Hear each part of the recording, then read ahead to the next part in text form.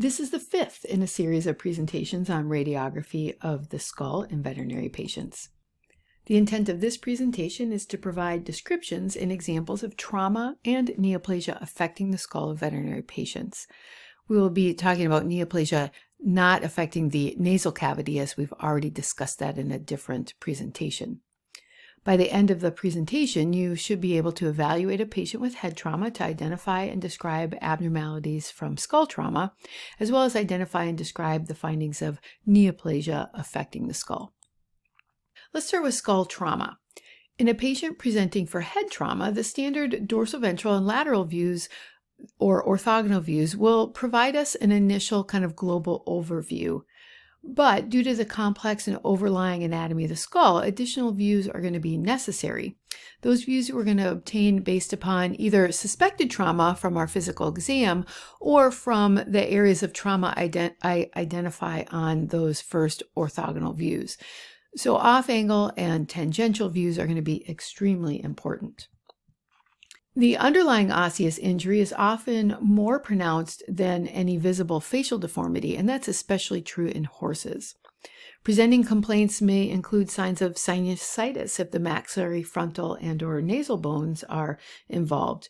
And in patients presenting with acute trauma, there may be epistaxis, but in patients who have had previous chronic trauma, they may actually present with mucopurulent discharge. Because we've already learned that radiographs can be relatively insensitive for disease, CT is oftentimes needed to better assess the extent of the osseous and soft tissue trauma. MRI can be beneficial as well, and we will choose that if we really are suspecting kind of intracranial or neurologic trauma. When you are presented with a case that has had head trauma, your assessment of the radiographs should include specific assessment for soft tissue changes that would include swelling, emphysema, and maybe foreign objects. You're going to be looking for abnormal radiolucent lines that traverse the osseous structures not as expected, and so those would be likely fractures. You can also look for displaced or depressed regions of bones, which would be depression fractures. And then you can also look for internal kind of like nasal or sinus fluid opacity. And keep in mind how we looked for fluid lines in the horses when we talked about sinusitis. I'm just going to give you some examples of trauma and show you how we will be able to assess for them. So this is a patient that is presenting after ballistic trauma. There is a lateral and a dorsal ventral view that were initially obtained, and on these views it looked like there was going to be some trauma associated with the kind of nasal passages and the maxillary bones.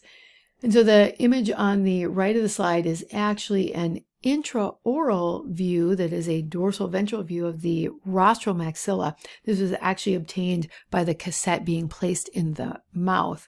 So we get kind of a limited view of the rostral maxillary area. What we can identify in this patient are numerous little kind of variably sized and shaped metallic fragments, which is the fragments from the ballistic trauma. There are some soft tissue changes over here by the left maxilla. Unfortunately, we can't evaluate much more because the mandible is superimposed. On this intraoral view, now we can see that the soft tissue swelling is here lateral to the left maxilla.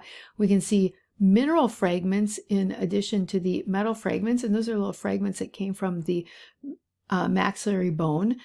If we look more closely, I can see this radiolucent line that's traversing the maxilla there, and so that is a fracture line, and we would want to obtain some additional views, maybe even dental radiographs to try to assess more, if there's tooth involvement and what other fractures are in there.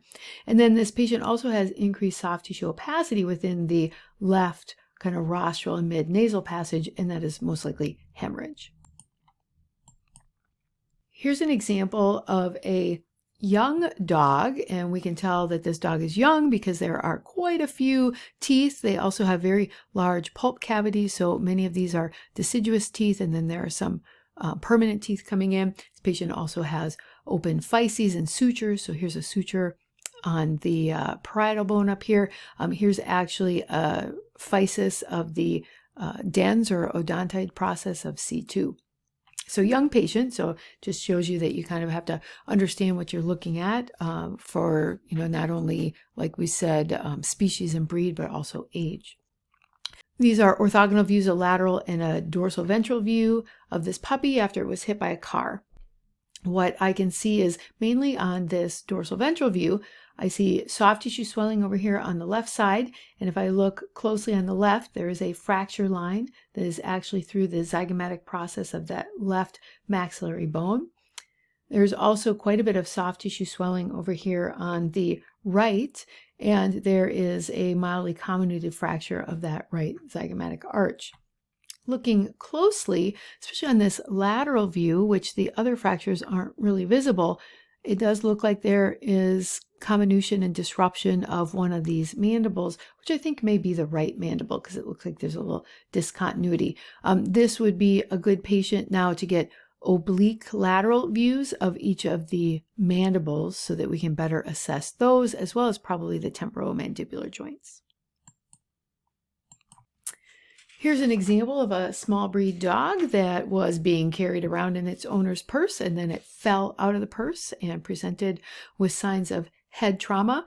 This patient, so we had talked about for skull radiography that we would want to heavily sedate, most likely with intravenous general anesthesia or inhalant anesthesia. This patient had enough head trauma that it was actually fairly comatose, and so these radiographs were obtained without sedation. The lateral view is pretty well positioned, but that's why the dorsal ventral view is somewhat rotated. When we look closely at this patient, so one thing I'll point out that I don't want us to confuse for soft tissue swelling, and this has been present on a lot of the skull radiographs, is that this is actually the globe and the lid here. So just keep in mind where the eyes are. But on the lateral view, I do see a separate piece of bone right here that looks like it came from this occipital bone. So here is one side of the occipital bone that is nice and has a nice bone kind of margin. The other side, I see kind of a defect. So this looks like it was a fragment from that occipital bone. And then there's a separate small fragment here that I believe probably arose from the lamina of C1. So we have some skull base or caudal part of the skull and probably even some vertebral cervical spine trauma. On this dorsal ventral view, with it being so rotated, it can be somewhat challenging to identify lack of symmetry. Here's an example of a horse that ran headfirst into a fence and presented with probably epistaxis, I think. And on the lateral view, I don't know if I see a whole lot of abnormalities other than the fact that there is this nice straight line here with fluid opacity on one side of it and air opacity on the other. That is actually a fluid line within that maxillary sinus, that rostral compartment. Because of the way the line is oriented, we know that this is not the position the head was in when we took the radiograph. So don't forget to look for fluid lines, even when the patient's head is not having the fluid line being parallel to the floor. There is a radiolucent line here. I'm not sure if that is normal or not. So what we did was they felt, I think, a depression in the patient's skull or the face. And so they actually put a metal marker over where they could palpate what they thought was an abnormality. And then they took a very oblique view that was tangential to the part that they were feeling as being abnormal. And on this oblique tangential view, now I can easily identify that there is a piece of bone right here that is depressed into the kind of sinus or nasal cavity.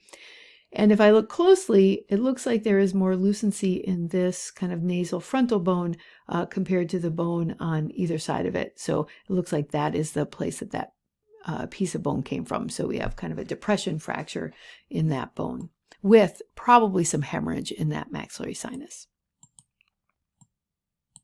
Here's another example of a patient that is a horse that was kicked by another horse. This is just kind of the standard lateral view that was initially obtained for just kind of a general assessment. I don't have a dorsal ventral view because it didn't really show us anything. But on this patient, we can actually see this kind of focal soft tissue swelling, and if you look, there is gas within it. Most likely that is because there is communication between the nasal passages and the subcutaneous tissue. Alternatively, and you would have to look for this physically, there could be a laceration externally that's leading to that gas. But in this case, when I see that sort of gas, it makes me concerned that there could be communication with nasal passages, frontal sinuses. On the lateral view, in this area, I do see increased soft tissue opacity within the plane of the nasal passages, and there is some irregularity of the bone and maybe a little separate piece of bone here that could be a depression fracture.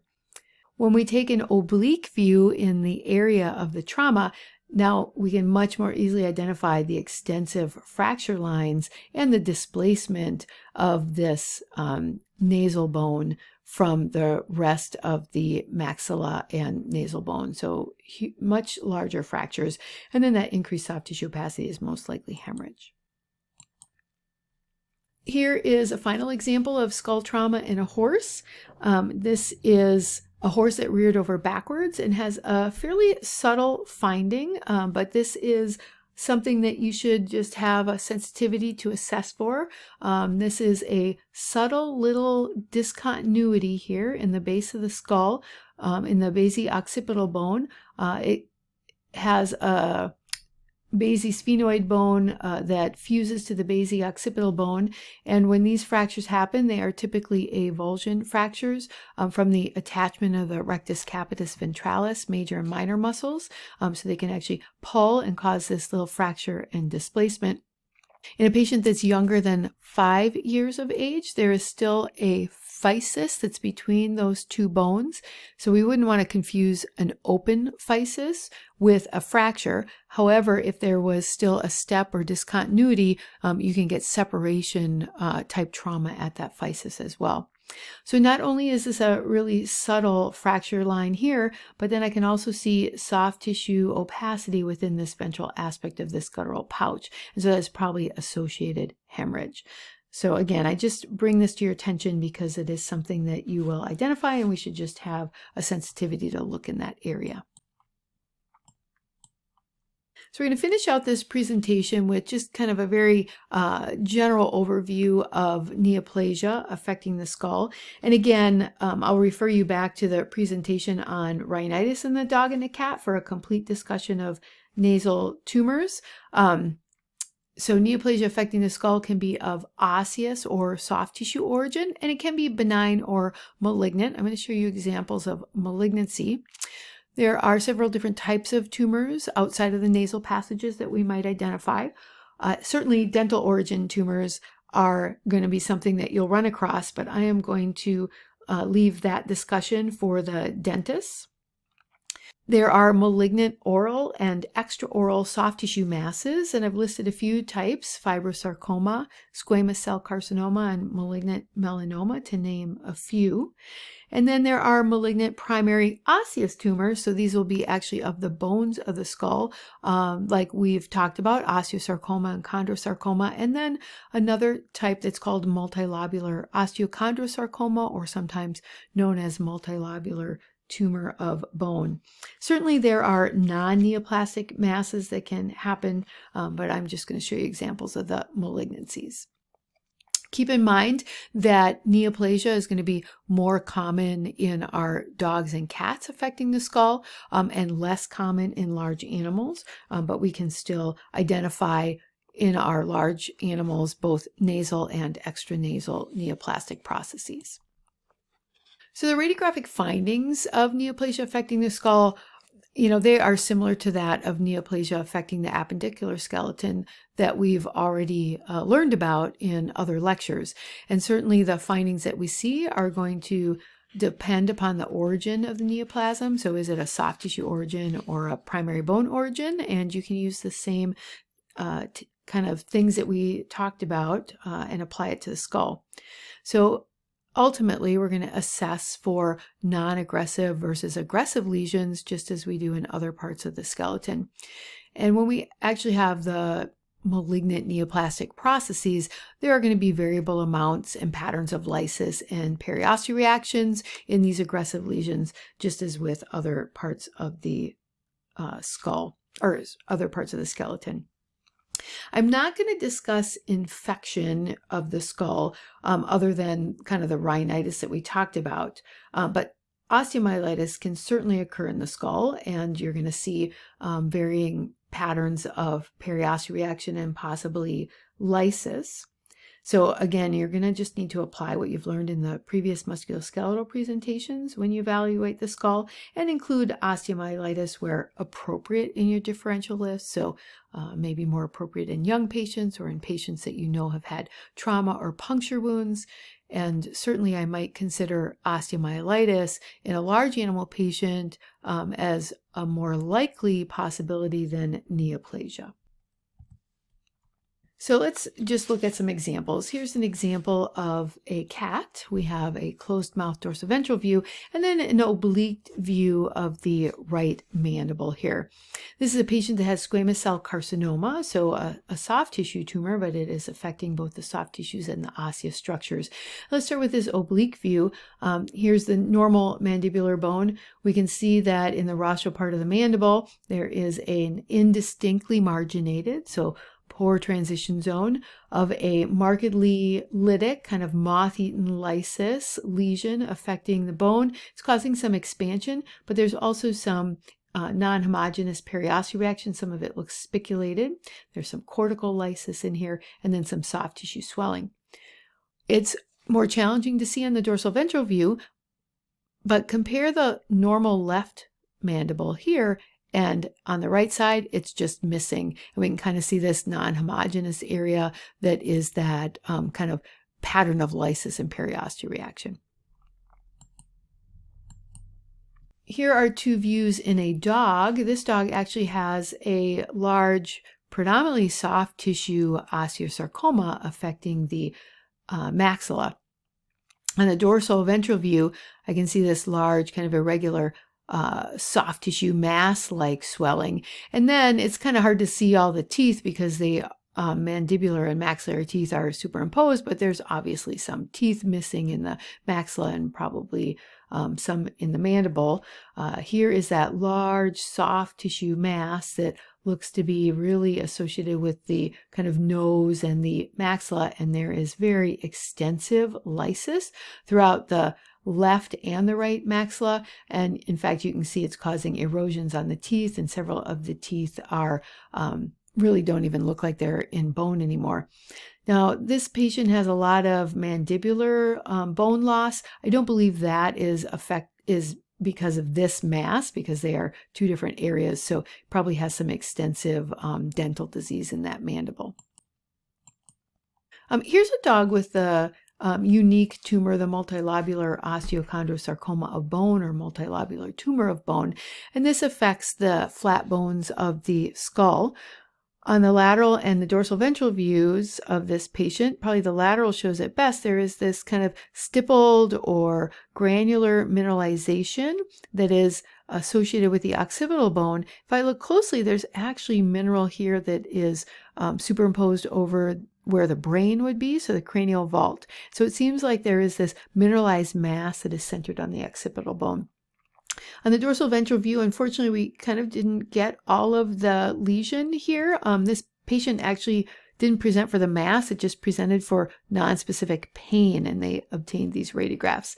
And here is this kind of mineralized mass. Kind of gives me the impression that it's almost like a popcorn ball, and that is a somewhat classic appearance of this type of tumor.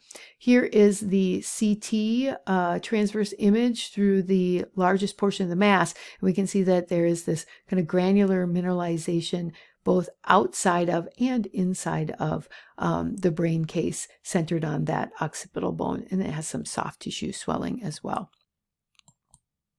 This is actually a large animal patient. This is a Hampshire ram, and it's a young patient that actually has a soft tissue neoplasm of the mandible, probably best seen on this intraoral ventrodorsal view of the mandible. There is this kind of uniform soft tissue mass, round mass, and then it's causing secondary lysis of the mandible kind of crosses over to the right, but predominantly left side, it actually displaces the teeth. This ended up being lymphoblastic lymphoma. So although rare, when we see signs that might look aggressive of osseous lesion in a large animal patient, certainly neoplasia can be on our list as well. To see additional examples or to read some more about how trauma and neoplasia can affect the skull, go ahead and look at the listed chapters and pages in both of our textbooks.